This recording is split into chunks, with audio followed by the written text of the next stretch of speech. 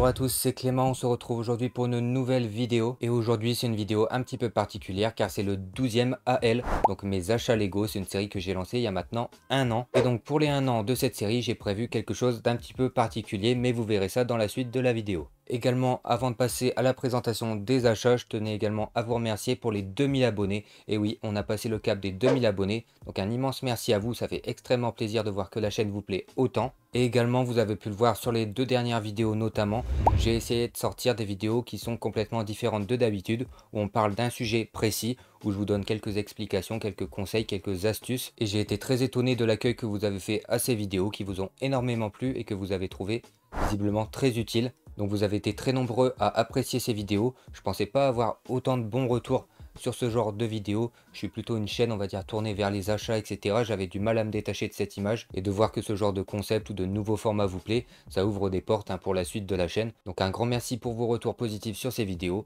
Donc j'en ferai d'autres par la suite, mais ne vous inquiétez pas, il y aura toujours les trouvailles en brocante, les ouvertures de colis, les présentations d'achats. Ça ne change pas. Assez parlé, maintenant on va vraiment passer à la présentation des achats. Donc ce mois-ci, pas énormément d'achats. Il y en a quand même quelques-uns, rassurez-vous. Mais c'est normal car j'ai acheté un très gros Lego pour les 1 an de la série AL. Mais c'est pas seulement les 1 an de cette série. Le tout premier AL que j'ai posté, c'est vraiment la toute première vidéo, on va dire, sérieuse de la chaîne. Où je me suis dit, là j'ai envie de faire plusieurs séries, plus de vidéos, plus régulièrement. Donc c'est vraiment le commencement de la chaîne, c'est cette première vidéo. Donc c'est pour ça que je me suis acheté ce gros Lego. Pour fêter, voilà, le début de la chaîne. Bref, assez parlé, maintenant on va passer à la présentation des achats. Alors on va déjà commencer par le moins cher comme d'habitude. On commence doucement avec l'encyclopédie des personnages. Donc c'est un livre sorti en 2015 et donc ce qui va être vraiment intéressant comme je l'ai dit, c'est la magnifique figurine du Boba Fett prototype. Ici c'est donc un livre que j'ai acheté sur Vinted au prix de 12 euros.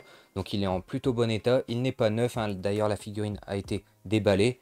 Mais la figurine est en très bon état et elle est complète. Et le livre est en très bon état également. Le livre, c'est donc une encyclopédie des personnages. Et donc quand on tourne les pages, on peut donc voir différentes figurines avec des explications sur celles-ci. Donc c'est plutôt intéressant, sincèrement c'est des livres que je lis au moins une fois à chaque fois pour avoir toutes les informations sur des figurines qui peuvent m'intéresser ou que j'ai dans ma collection. Tous les 2-3 ans, il y a souvent un nouvel exemplaire qui est édité par Lego Star Wars, donc ça permet d'avoir des petites mises à jour sur les figurines les plus récentes. Au niveau de la valeur de l'article, donc avec la figurine et le livre, on peut facilement le vendre, je pense, aux alentours des 50 euros. La figurine à elle seule se vend aux alentours des 30-35 euros et le livre seul se vend aux alentours des 5 euros. Donc vous vous en doutez, ce qui fait la valeur du livre, c'est bien sûr la figurine qui est quand même plutôt pas mal. Le dernier Boba Fett prototype qui est sorti vaut maintenant 350 euros. Alors c'est un livre qui est assez recherché et la figurine commence à prendre de plus en plus de valeur. Donc très content d'avoir ce livre et surtout cette figurine pour 12 euros. Franchement, c'était une très bonne affaire. Et maintenant, on passe à un set qui est un petit peu plus intéressant. C'est tout simplement la forge mandalorienne. Alors ce set se compose de 258 pièces. Il est sorti en 2021, donc il est assez récent. Et c'est un set qui représente une scène de la série The Mandalorian. Donc quand Din Djarin se rend dans les souterrains pour aller à la forge mandalorienne et se faire fabriquer son armure en Beskar. Comme je l'ai dit, c'est un set de 258 pièces et il y a également 3 figurines. Et là, c'est ce qui va vraiment être intéressant. Comme d'habitude, ce qui est vraiment intéressant, c'est surtout les figurines. Au niveau des figurines, on retrouve d'abord un Mandalorien, simple et efficace, sans trop de valeur. On peut noter quand même que celui-ci a les bras tampographiés, donc c'est plutôt pas mal. Également, juste après, là, on pourra comparer avec un set plus récent, c'est le Paz Vizsla. Donc le tout premier Paz Vizsla qui était sorti, c'était dans ce set. Donc aujourd'hui, la valeur de cette figurine, ça a beau ne pas être le même que le plus récent qui est sorti, dans l'embuscade sur Mandalore ou dans la bataille contre Moff Gideon, je sais plus exactement, sa cote a quand même chuté, donc c'est quand même intéressant d'acheter ce set pour ça, mais surtout la figurine la plus intéressante, ça va être The Armorer, donc la traduction en français, je sais pas exactement ce que c'est la forgeronne en gros. Donc voilà, c'est la plus belle figurine de ce set, enfin la plus belle, disons la plus rare, la plus cotée, donc c'est tout simplement la Mandalorienne qui forge l'armure. C'est elle la responsable de la forge, tout simplement. Et donc c'est une magnifique figurine avec un casque qui est doré, qui est plutôt bien détaillé et plutôt bien représenté comparé à ce qu'on peut voir dans le film. Alors les points négatifs des figurines, tant qu'on est sur The Armorer, c'est la peau de bête déjà. Ceux qui ont regardé la série savent qu'elle a une peau de bête sur le dos. Ici, elle est représentée sur la figurine, mais on aurait préféré bien sûr avoir une cape en peau. Ça aurait été nettement mieux, mais bon, c'est dommage, Lego n'a pas fait cet effort sur cette figurine. Mais au moins elle est quand même représentée sur le dos, mais bon, c'est dommage quand même. Le point négatif du Paz Vizsla, donc la figurine en elle-même est plutôt bien réalisée, elle est très très belle. Par contre au niveau des accessoires, je suis pas trop fan du jetpack. Ils auraient pu faire une pièce moulée je pense pour le jetpack de Paz Vizsla, mais c'est surtout son minigun qui est ici très mal représenté. C'est juste un petit pistolet avec une pièce technique au bout, c'est vraiment pas très beau. Je pense que Lego aurait pu mieux faire. Donc voilà pour les points négatifs des figurines. Donc c'est juste un petit manque d'accessoires, c'est rien de grave. Les figurines restent très très belles. Au niveau du set en lui-même, on peut retrouver un endroit où on a une armoire de stockage, un endroit où on peut observer un casque, l'entrée notamment. Juste à côté, on a également une presse, donc avec un lingot de Beskar. Et en plein milieu, la pièce centrale, c'est bien sûr la forge, donc avec les flammes bleues. Donc voilà, c'est un set très sympa qui représente globalement tout ce qu'on peut voir dans la série, donc c'est plutôt pas mal. Je profite d'avoir sous la main la bataille entre Moff Gideon et Paz Vizsla, donc pour comparer les deux figurines. Donc au premier regard, on pourrait se dire que les deux figurines sont similaires, mais c'est vrai qu'on voit des différences au niveau des textures, hein, notamment pour faire comme si l'armure était usée, on peut voir qu'il y a quelques différences sur les jambes. Et également la grosse différence, ça va être sur le casque. On a d'un côté un casque qui a du brillant sur le côté et l'autre qui n'en a pas. Et globalement, il n'y aura que ça comme différence. Et par contre, donc le point négatif, c'était l'accessoire, donc l'arme. Et ici, on peut voir que sur la nouvelle version, on a un minigun qui est bien plus respectable, qui est vraiment plutôt pas mal. Donc ça, c'est le set que je vous avais présenté dans la dernière vidéo. Et donc entre-temps, je l'ai construit. Donc en live, hein, d'ailleurs, merci à tous ceux qui étaient là, vous avez été très nombreux ce soir-là. Je vais en profiter pour faire ma petite pub comme d'habitude. Je suis régulièrement en live, donc n'hésitez pas à activer la cloche pour être notifié des lives. Et donc oui, j'en ai profité pour construire ça, l'embuscade sur Mandalore et également le petit microfighter de Rex. Donc voilà, comme ça fait déjà tout ça de construit, mais il en reste encore pas mal, hein. J'ai encore énormément de sets à construire qui commencent à dater d'ailleurs. Notamment il y a celui-ci, donc l'entraînement sur Dagobah et le trône de l'empereur aussi qui reste à construire. Faudra qu'on se les fasse en live, hein, très prochainement, je pense début septembre ils seront faits. Je ferai probablement un petit rappel dans l'onglet communauté de la chaîne, donc n'hésitez pas à regarder régulièrement, je mettrai probablement une date de live pour construire ces deux sets. Et donc pour en revenir à ce set, je sais pas si je l'ai dit, mais je l'ai payé donc 35 €.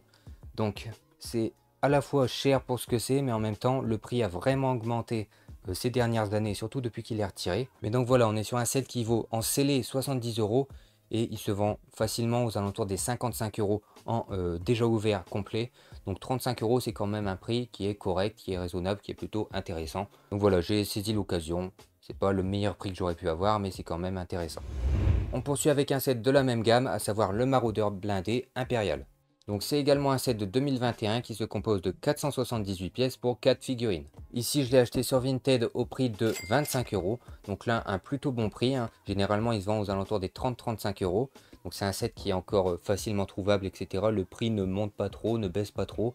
Donc 25 € c'est plutôt une bonne offre. Et c'est un set que je voulais vraiment, surtout pour le Stormtrooper artilleur. Donc il y a une plutôt belle figurine et qui à mon avis va être unique à ce set. Donc ici il n'est pas scellé, hein, c'est juste que je ne l'ai pas encore monté. Et comme je l'ai dit, on a 4 figurines, à savoir le Griff Karga, le Stormtrooper artilleur et 2 Stormtroopers classiques. Donc ici il n'y a rien de très intéressant, hormis comme je l'ai dit, le Stormtrooper artilleur qui vaut déjà mine de rien 10 €, alors que le set est encore très récent. Hormis ça, le set n'a rien de particulier, hein, les figurines sont classiques, rien de particulier. Le vaisseau en lui-même n'est pas forcément très beau. Je sais qu'il fait quand même une bonne taille. Donc à voir quand je le construirai. Pareil, on se le fera en live. J'ai énormément de choses à faire en live en ce moment. C'est tout pour ce set, on passe à la suite. Et donc maintenant, on va passer au dernier set, le plus gros de ma collection. Il n'y a pas qu'un seul set d'ailleurs, c'est deux sets qui sont liés ensemble. Et donc je vais vous montrer tout ça tout de suite. Et voici donc la bête que je me suis achetée. Donc voilà, c'est le fameux set Barad-dûr.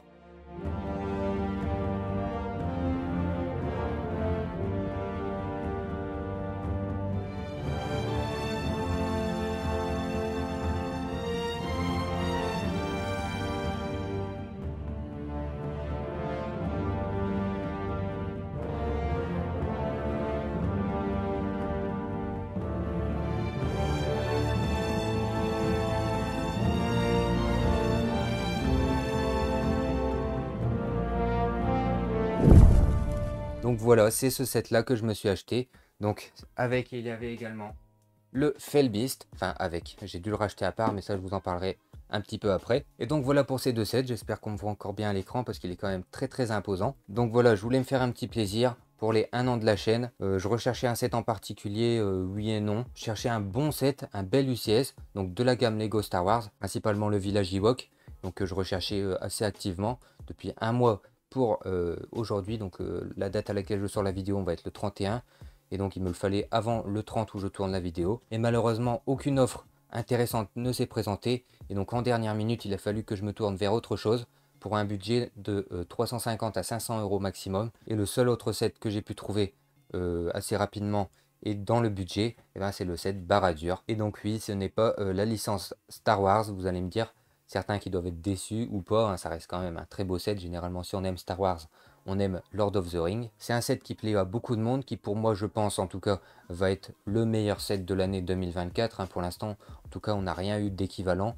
On a la McLaren qui est sortie en technique, mais pour moi, ça reste bien mieux. Qu'est-ce qui est sorti d'autre? Pas grand-chose. Hein. On a peut-être la sailbarge UCS qui va sortir en fin d'année, mais est-ce qu'elle va être mieux que celui-ci? Je ne pense pas. Donc voilà, très très beau set. Avec, j'ai également acheté le Felbeast en plus. Donc maintenant, on va parler du prix. Hein, c'est ce qui intéresse les gens sur cette chaîne. Hein, on parle souvent des prix. C'est le plus important en même temps, vous allez me dire. Donc j'ai acheté le Barad-dûr à 380 €, neuf et scellé, sur Vinted. Et le Felbeast, je l'ai payé 120 € sur Vinted également. Alors là, je devine un petit peu vos réactions. C'est ah, c'est pas très cher pour le Barad-dûr. Enfin, c'est pas très cher comparé au prix de base. Donc moins 80 €. Et par contre, pour là-dessus, qui est censé être un set gratuit, là vous allez me dire 120 €. Ah oui, là c'est très très cher. Donc le Felbeast, je vais le dire en français, était un cadeau pour achat. Donc quand on achetait ce set le 1er juillet, on recevait le Felbeast gratuit. Malheureusement, vous n'êtes pas sans savoir qu'au bout de 10 heures, il était censé durer 3 jours, mais au bout de 10 heures, il était déjà en rupture de stock. Ce qui fait que pratiquement personne, enfin très peu de gens ont pu avoir le Felbeast. Et donc il a fallu le racheter à côté, d'où le prix qui est assez élevé. En cote moyenne internationale, il est environ à 100 € et en France, il reste à 140 €. Et là, donc, je l'ai eu à 120 € car c'est un abonné qui a accepté de me faire une petite réduction. Ça reste quand même très cher, mais il me le fallait absolument avec ce set car l'un ne va pas sans l'autre et ça reste quand même un très beau set. Notamment les pièces des ailes qui vont être uniques à ce set et la figurine pareil qui est unique. Donc je ne pense pas que c'est un set qui va perdre de la valeur, je pense d'ailleurs qu'il va plutôt en prendre. Voilà donc pour la petite histoire de ces deux sets. On va se pencher un petit peu plus sur le set Barad-dûr et on verra celui-là après. Pas une vidéo dédiée à ces sets, hein. Je pense que c'est des Lego qui méritent quand même une vidéo dédiée. Néanmoins, ça n'empêche pas de les présenter un petit peu. C'est donc le set Barad-dûr sorti en juin 2024 et j'ai dit juillet tout à l'heure. Non, c'est bel et bien juin 2024. C'est un set qui se compose de 5471 pièces pour 10 figurines. Donc il est sensiblement équivalent au set Rivendell qui était sorti, hormis qu'on a 5 figurines de moins. Et c'est un point qui est un petit peu dommage sur ce set, c'est qu'on a que entre guillemets 10 figurines. J'aurais aimé en avoir plus, on les verra plus en détail après. Donc Barad-dûr c'est quoi? C'est donc la tour où on peut voir l'œil de Sauron tout en haut dans le film Le Seigneur des Anneaux. Et donc ici c'est une reproduction qui a été faite en Lego où on peut voir la magnifique tour avec l'œil de Sauron tout en haut. On va être sur un set qui a une façade très détaillée et un intérieur pareil qui est très détaillé. Mais bien sûr ça on le verra plus en détail une fois qu'il sera construit. Au niveau des figurines, donc ça va être relativement intéressant, c'est des plutôt bonnes figurines. On a d'abord une nouvelle édition de Gollum. Ensuite on a bien sûr Sam et Frodon.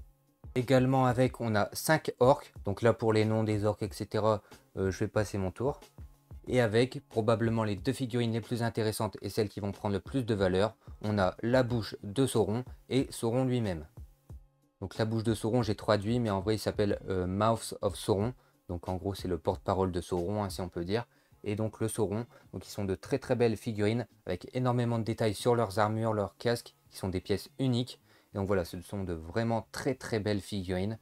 Donc je suis plutôt content de les avoir, mais il faudra bien sûr les voir une fois qu'ils seront montés. Donc c'est un set que je compte pas garder scellé, hein, vous l'avez deviné. Pour moi, ça sert à rien d'acheter un set aussi gros si c'est pas pour le construire. Quand on achète des petits sets de 200 pièces, bon, c'est pas forcément utile de les construire. Quand il y en a autant, le plaisir c'est vraiment de construire des gros sets. Donc bien sûr que je vais les déballer. Maintenant pour le set Felbeast, donc c'est un set de 269 pièces. Donc c'est un set qui représente une Nazgûl avec un cavalier noir. Je ne sais plus s'il s'appelle comme ça, mais il me semble que c'est ça, ça doit être les cavaliers noirs. Donc voilà, un Nazgûl, c'est le dragon qu'on peut voir, sorte de dragon qu'on peut voir dans Le Seigneur des Anneaux. Donc voilà, plutôt beau set, encore une fois, il fallait absolument avec.